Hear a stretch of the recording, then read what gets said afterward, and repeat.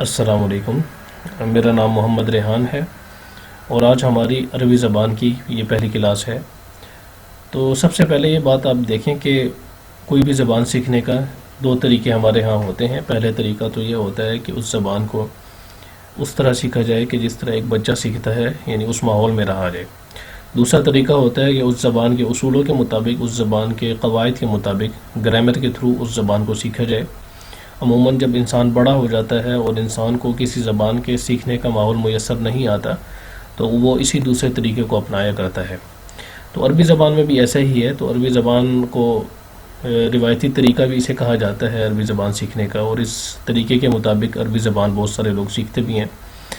تو یہاں پر کچھ لوگ یہ بھی کہتے ہیں کہ عربی زبان روایتی طریقے کے مطابق نہیں بلکہ جدید طریقے کے مطابق سیکھنا چاہیے، جسے ڈائریکٹ میتھڈ بھی کہا جاتا ہے۔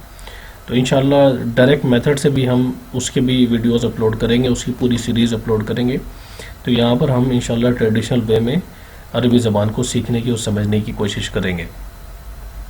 تو عربی زبان جب بھی آپ سیکھتے ہیں یا عربی زبان سیکھنے کی کوشش کرتے ہیں ٹریڈیشنل وے میں، روایتی طریقے کے مطابق، تو اس میں آپ نحو بھی پڑھتے ہیں، صرف بھی پڑھتے ہیں۔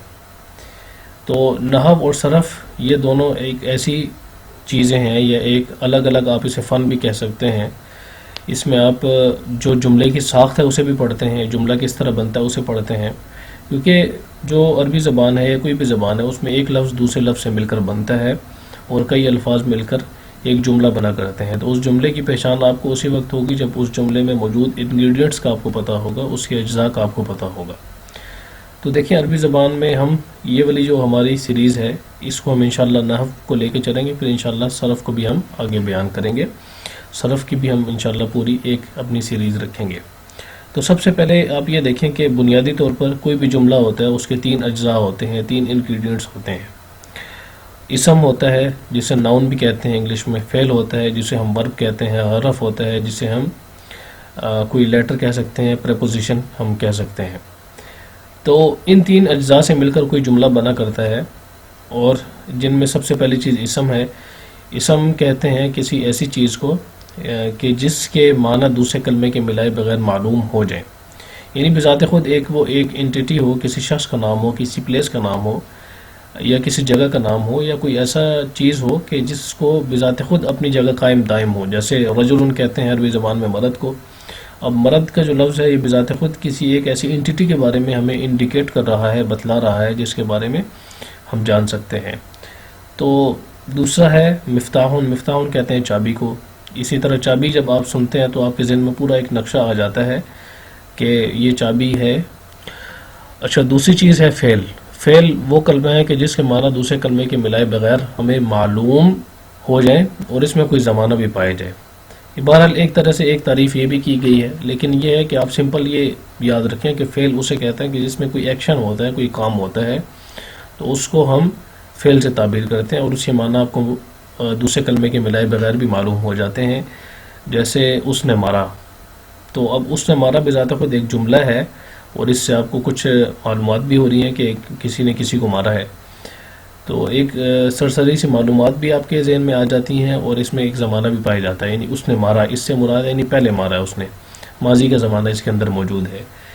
تو اس کے اندر دونوں چیزیں آ جاتی ہیں، ایکشن بھی ہے اور ایکشن کے ساتھ ساتھ وہ زمانہ بھی ہے، اور وہ آپ کو ایکشن کا وقت بھی معلوم ہوتا ہے اس میں کہ ایکشن بھی ہے اور ایکشن کے ساتھ اس کا وقت بھی ہے۔ تو اس کو فعل کہا جاتا ہے۔ فعل کی آگے بنیادی طور پر چار قسمیں ہوتی ہیں، وہ ایک مصرف میں چلا کرتی ہیں، عموماً یہ اس میں بیان ہوتی ہیں، وہ انشاءاللہ ہم اپنی صرف کی سیریز میں آپ کو آگے بیان کریں گے۔ حرف جو ہے، جس کو انگریزی میں پریپوزیشن بھی کہا جاتا ہے، وہ کلمہ ہے کہ جس کے معنی دوسرے کلمے کے ملائے بغیر معلوم نہ ہو۔ جیسے ہم کہتے ہیں میں فلاں جگہ سے آیا۔ اب سے جو ہے نا یہ حرف ہے، اس کے معنی بذات خود کوئی معنی اس کے نہیں ہے۔ اگر کوئی بندہ آپ کو کہتا ہے سے، تو اس سے آپ کو کوئی معنی حاصل نہیں ہوگا۔ اسی طرح میں ہے، یہ موبائل دراز میں رکھا ہوا ہے۔ اب یہاں پر میں جو ہے نا یہ پریپوزیشن ہے، حرف ہے، اس کا معنی بھی آپ کو دوسرے کلمے کے ملائے بغیر معلوم نہیں ہوتے، اس میں کوئی زمانہ بھی نہیں ہوتا، اور اس کے ساتھ جب تک کوئی اسم نہ ملے یا فعل نہ ملے تو آپ کو اس کے معنی پتہ نہیں چلتا۔ جیسے موبائل دراز میں رکھا ہوا ہے، اب دیکھیں دراز بھی اسم ہے اس میں، اور موبائل بھی اسم ہے، اور رکھا ہوا ہے یہ ایک ایکشن آپ اسے کہہ سکتے ہیں، فعل کہہ سکتے ہیں۔ تو اس میں آپ یہ دیکھیں کہ اس کے جب تک ہم نے پریپوزیشن کے ساتھ ہم نے موبائل کو نہیں ملایا، اسم کو نہیں ملایا، اور اس کے ساتھ ہم نے فعل کو نہیں ملایا، تو ہمیں اس کے معنی ہمیں معلوم نہیں ہوئے. جیسے ایک ہے خرج زید من الداری، تو یہ ایک جملہ ہے عربی زبان میں، اس کا مطلب ہے کہ زید گھر سے نکلا. اب یہاں پر آپ دیکھیں کہ زید گھر سے نکلا. اب نکلا یہ فعل ہے، زید جو ہے یہ اسم ہے، اور دار بھی اسم ہے. تو یہ تینوں آپ یہ دیکھیں، یہ تین ہے، دو اسم ہے ایک فعل ہے. دو اسم جب آئے ایک فعل آیا، پھر ہمیں پتہ چلا کہ من کا مطلب یہاں پر کیا بن رہا ہے.